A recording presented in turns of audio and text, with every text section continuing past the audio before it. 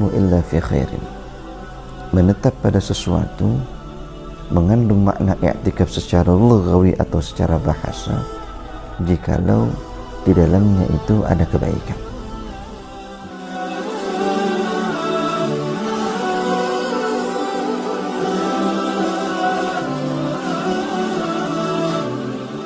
Assalamualaikum warahmatullahi wabarakatuh. Alhamdulillah, wassalatu wassalamu ala sayyidina Rasulillah sayyidina Muhammad ibn Abdillah wa ala alihi wa sahbihi wa mawala, amma ba'd.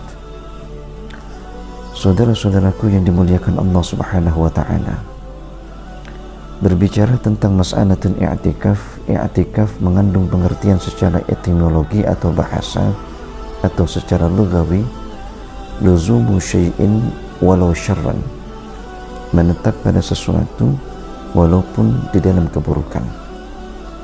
Akan tetapi sebagian ulama menyatakan bahwasanya la yakunu illa fi khairin.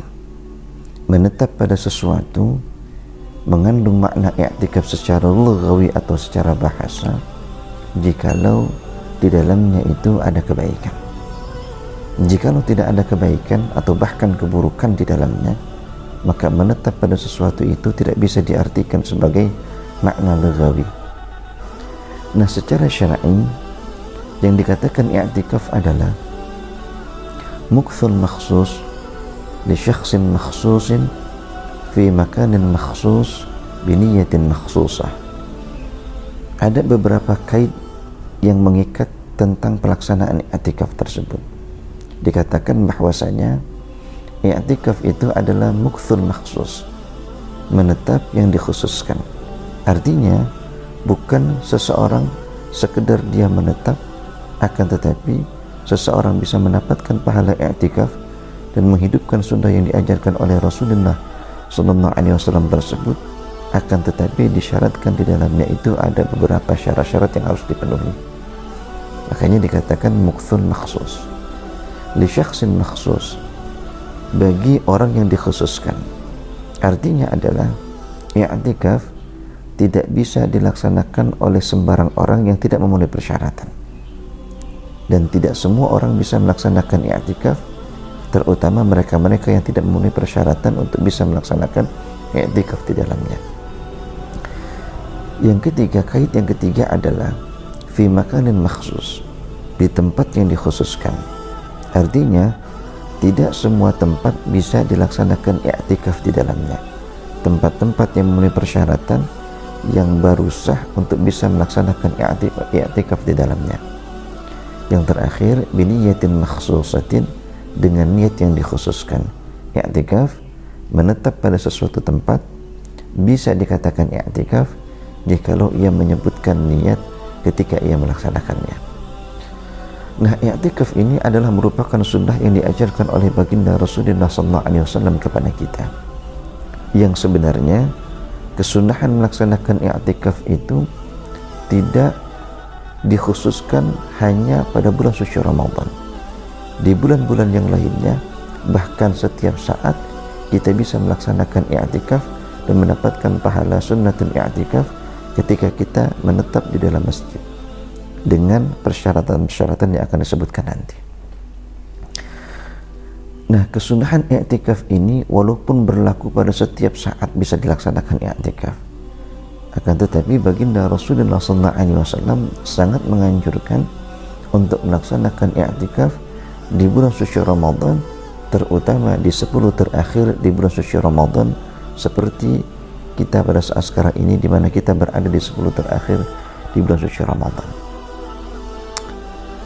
Di dalam hadis dari baginda Rasulullah SAW disebutkan annahu sallallahu alaihi wasallam i'takafa fil ashril awsati min Ramadan, thumma i'takafa fil ashril awakhir min Ramadan, thumma lazimahu hatta tawaffahu Allah Ta'ala. Disebutkan dalam satu riwayat bahwasanya baginda Rasulullah SAW melaksanakan di 10 pertengahan dari bulan suci Ramadan. Kemudian Nabi SAW melaksanakan i'tikaf di 10 terakhir di bulan suci Ramadan, dan Nabi SAW melazimkan i'tikaf di bulan suci Ramadan, khususnya di 10 terakhir di bulan suci Ramadan sampai Allah Subhanahu wa taala mewafatkan beliau. Di dalam keutamaan melaksanakan i'tikaf, Rasulullah sallallahu alaihi wasallam bersabda, kata Nabi sallallahu alaihi wasallam, "Man i'takafa yawman ibtigha'a wajhillahi azza wa jalla, ja'alallahu bainahu wa bainan nari thalatha khanadiq, fi kulli khandakin ab'adu mimma bainal khafiqaini." Disabdakan oleh baginda Rasulullah sallallahu alaihi wasallam, kata Nabi, barang siapa yang melaksanakan i'tikaf 1 hari saja semata-mata untuk mendapatkan keridhaan Allah Subhanahu wa taala, maka Allah Subhanahu wa taala jadikan untuknya jarak antara ia dengan api neraka sejauh 3 khanadiq. Fi kulli khandaqin, kata Nabi sallallahu alaihi wasallam, pada tiap-tiap khandak, khandak itu bermakna parit. Pada tiap-tiap khandak, kata Nabi sallallahu alaihi wasallam, ab'adu mimma baina al-khafiqaini, jaraknya melebihi atau lebih jauh dari 2 arah mata angin, barat, timur, utara, selatan. Artinya, jikalau jarak antara timur dan barat itu adalah merupakan jarak yang sangat jauh, 1 khandak dari 3 khandak yang Allah Subhanahu wa taala berikan kepada orang-orang yang melaksanakan i'tikaf semata-mata untuk mencari keridhaan Allah Subhanahu wa taala, jaraknya itu lebih jauh dari 2 arah mata angin. Luar biasa keutamaan yang Allah Subhanahu wa taala berikan kepada orang-orang yang melaksanakan i'tikaf walaupun cuma 1 hari. Di dalam hadis yang lain, baginda Rasulullah sallallahu alaihi wasallam bersabda, kata Nabi sallallahu alaihi wasallam, "Man i'takafa ashran fi Ramadan." Barang siapa yang melaksanakan i'tikaf 10 hari di bulan suci Ramadan, kahajjataini wa umrataini, maka pahala yang Allah Subhanahu wa taala berikan adalah seperti 2 kali melaksanakan ibadah haji dan 2 kali melaksanakan ibadah umrah. Subhanallah, pahala dan ganjaran yang besar yang Allah Subhanahu wa taala persiapkan bagi orang-orang yang mau menghidupkan sunnah yang diajarkan oleh Rasulullah sallallahu alaihi wasallam tersebut, melaksanakan i'tikaf pada tiap-tiap kali ia masuk ke dalam masjid atau rumahnya Allah. Sedangkan hukum melaksanakan i'tikaf itu oleh ulama dikelompokkan ke dalam 4 macam hukum. Terkadang hukumnya sunnah, terkadang hukumnya wajib, terkadang hukumnya makruh, dan terkadang hukumnya haram. Hukumnya sunnah itu adalah merupakan hukum asalnya i'tikaf, seperti yang dianjurkan oleh baginda Rasulullah sallallahu alaihi wasallam. Oleh karena itu, karena hukum asalnya i'tikaf itu adalah sunnah, maka tidak mencakup hukum mubah di dalamnya. Karena ada kaidah yang mengatakan, ma asluhun nadbu la ta'tarihil ibahah. Sesuatu yang asalnya atau hukum asalnya itu adalah sunnah, maka tidak mencakup hukum mubah di dalamnya.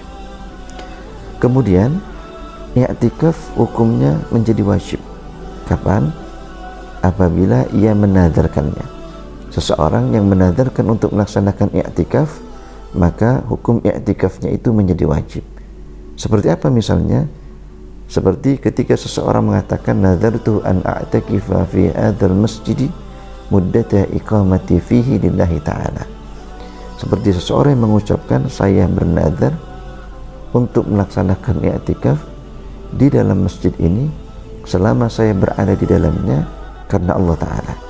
Maka ketika ia masuk ke dalam masjid, melaksanakan i'tikaf bukan lagi menjadi sunnah untuknya, akan tetapi menjadi wajib.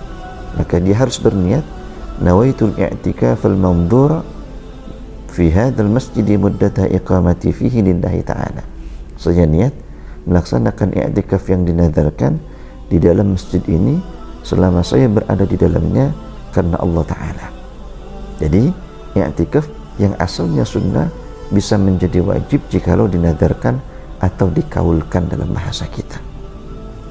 Nah, i'tikaf bisa menjadi makruh hukumnya. Kapan? I'tikaf menjadi makruh bagi seorang perempuan yang melaksanakan i'tikaf dan ia mendapatkan izin daripada suaminya, sedangkan perempuan tersebut itu dzata hayatin, perempuan yang memiliki penampilan yang menarik, walaupun tidak ditakutkan timbulnya fitnah, akan tetapi hayatnya dia menarik, bisa menarik perhatian orang lain, termasuk diantaranya adalah laki-laki, maka jikalau ia melaksanakan i'tikafnya sah, akan tetapi dimakruhkan. Karena apa? Karena dia mendapatkan izin daripada suaminya. Nah, i'tikaf bisa menjadi haram. Nah, hukum haram dalam melaksanakan i'tikaf ini dikelompokkan ke dalam dua bagian. Terkadang haram ma'as sihah, terkadang lagi haram ma'adamis sihah. Haram, hukumnya haram, tapi sah i'tikafnya. Yang kedua, hukumnya haram, akan tetapi tidak sah i'tikafnya dia. Yang pertama, haram ma'as sihah. Haram i'tikafnya, akan tetapi sah i'tikaf yang dilaksanakannya. Kapan? Apabila seorang perempuan melaksanakan i'tikaf tanpa seizin daripada suaminya, atau seizin daripada suaminya, akan tetapi i'tikafnya tersebut itu bisa menimbulkan fitnah terhadap orang lain. Oleh karena itu diharamkan jikalau perempuan itu melaksanakan i'tikaf tanpa seizin daripada suaminya, sah i'tikafnya, akan tetapi dia mendapatkan keharaman dari Allah Subhanahu wa taala. Ada juga haram ma'adamis sihah. Haram hukumnya dan tidak sah dia melaksanakan i'tikafnya. Siapa? Bagi orang yang memiliki hadas besar ataupun perempuan yang dalam keadaan haid. Orang dalam keadaan janabah, maka dia diharamkan untuk melaksanakan i'tikaf. Kemudian orang yang perempuan dalam keadaan haid juga diharamkan untuk melaksanakan i'tikaf. Karena apa? Karena orang yang dalam keadaan janabah, badannya di dalam keadaan tidak bersih karena memiliki hadas besar, yang semestinya dia hilangkan terlebih dahulu dengan mandi wajib, baru kemudian ia melaksanakan i'tikaf jikalau sudah dalam keadaan bersih. Karena apa? Karena tempat melaksanakan i'tikaf itu ada di dalam masjid, di dalam rumahnya Allah Subhanahu wa taala, yang diharuskan orang yang berada di dalamnya itu harus dalam keadaan bersih dari segala macam najis ataupun hadas. Atau perempuan yang dalam keadaan haid, begitu juga jikalau ia paksakan dirinya untuk melaksanakan i'tikaf, maka i'tikafnya tidak sah dan ia diharamkan dan mendapatkan keharaman dari Allah Subhanahu wa taala. Tidak sah i'tikafnya dan dia mendapatkan dosa dari Allah Subhanahu wa taala. Karena apa? Karena perempuan yang dalam keadaan haid, dia diharamkan masuk ke dalam masjid karena ada najasa di dalam tubuhnya. Itu hukum melaksanakan i'tikaf. Kemudian syarat untuk melaksanakan i'tikaf agar kita bisa mendapatkan keutamaan dan pahala sunnah dari i'tikaf yang kita laksanakan. Syarat yang pertama adalah al-lubthu. Dia harus menetap. Jadi bukan hanya sekedar dia lewat di dalam masjid kemudian dia niat i'tikaf, dia mendapatkan pahala i'tikaf. Tidak. Dia harus menetap, berdiri sebentar, berhenti sebentar di dalam masjid, dia niat i'tikaf, baru kemudian dia lanjutkan perjalanannya dia. Tapi jika orang cuma lewat, dakhala min babin wa kharaja min babin akhar, dalam istilah agamanya disebut dengan murur. Dia masuk dari satu pintu dan keluar dari pintu yang lainnya tanpa berhenti. Maka jikalau sembari jalan dia berniat i'tikaf, maka i'tikafnya dianggap tidak sah karena tidak ada lubuth. Berbeda halnya bagi orang yang taraddud, mondar-mandir di dalam masjid, dengan pengertian dakhala min babin wa kharaja min nafsil bab. Orang yang masuk ke dalam masjid dari satu pintu dan keluar dari pintu yang sama, namanya mondar-mandir. Nah, ulama menyatakan bahwasanya kedudukan orang yang taraddud tadi, masuk dari satu pintu dan keluar dari pintu yang sama, walaupun dia tidak berhenti, dia dihukumi seperti orang yang lubuth ataupun mukuth, atau orang yang menetap. Maka jikalau dia niat i'tikaf, i'tikafnya itu dianggap sah dan dia mendapatkan pahala sunnah jikalau i'tikafnya itu sifatnya sunnah atau hukumnya sunnah. Syarat yang kedua adalah ayyakuna fi masjidin khalisil masjidiyah. I'tikaf tersebut itu hendaknya dilaksanakan di dalam masjid yang status hukumnya itu murni sebagai masjid. Artinya adalah seseorang tidak bisa melaksanakan i'tikaf di sembarang tempat. Ada aula umpamanya, walaupun dipakai untuk melaksanakan sholat di dalamnya, kemudian dia niat i'tikaf di sana, sedangkan status tempat tersebut itu bukan masjid, maka tidak sah untuk beriktikaf di dalamnya. Harus berada di dalam masjid yang murni status hukumnya sebagai sebuah masjid. Atau di madrasah misalnya, orang yang melaksanakan i'tikaf di madrasah atau di sekolah, walaupun di situ tempat mengaji anak-anak, akan tetapi dia statusnya bukan sebagai masjid, maka tidak sah untuk melaksanakan i'tikaf di dalamnya. Syarat yang berikutnya adalah orang yang melaksanakan i'tikaf tersebut ayyakuna tahiran anil hadatsil akbar. Orang yang melaksanakan i'tikaf tersebut itu adalah orang yang suci dari hadas besar.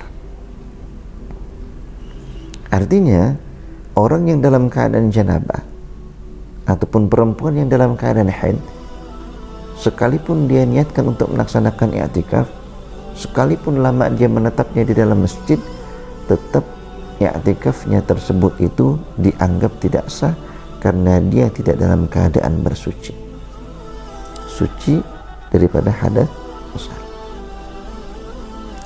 Kemudian syarat yang berikutnya itu adalah seseorang sah untuk melaksanakan i'tikaf jikalau dia akilan, jikalau dia berakal. Orang yang hilang ingatannya, mohon maaf seperti orang yang gila, maka dia jikalau dia melaksanakan i'tikaf, menetap di dalam masjid, dia berniat dia suci daripada hadas besar, kemudian berada di dalam masjid untuk melaksanakan i'tikaf, tetap dianggap tidak sah. Karena apa? Karena dia ghairu aqil, orang yang tidak berakal. Syarat yang terakhir adalah ayyakuna musliman. Orang yang melaksanakan i'tikaf tersebut adalah orang muslim yang memeluk agama Islam, dan muslim atau kafir dia tidak sah untuk melaksanakan i'tikaf. Oh, ada orang menetap masuk ke dalam masjid, sedangkan dia bukan orang muslim, dia ingin lihat-lihat seisi masjid misalnya umpamanya. Kalau dia niat i'tikaf boleh tidak? Nggak boleh. Karena apa? Karena disyaratkan orang yang melaksanakan i'tikaf itu adalah orang yang memeluk agama Islam atau seorang muslim. Non muslim atau kafir tidak sah untuk melaksanakan i'tikaf di dalamnya. Nah, kesunahan inilah yang akan didapatkan bagi orang-orang yang menghidupkan sunnah dari Rasulullah SAW, melaksanakan i'tikaf dengan segala macam syarat-syarat yang disyaratkan di dalamnya, yang mudah-mudahan Allah Subhanahu wa Ta'ala bisa memberikan taufik kepada kita semuanya. Kapan kita masuk ke dalam masjid, maka di situ kita niat i'tikaf untuk mendapatkan pahala sunnah melaksanakan i'tikaf, baik di bulan Ramadan ataupun di selain bulan Ramadan. Mudah-mudahan bermanfaat buat kita semuanya. Wassalamualaikum warahmatullahi wabarakatuh.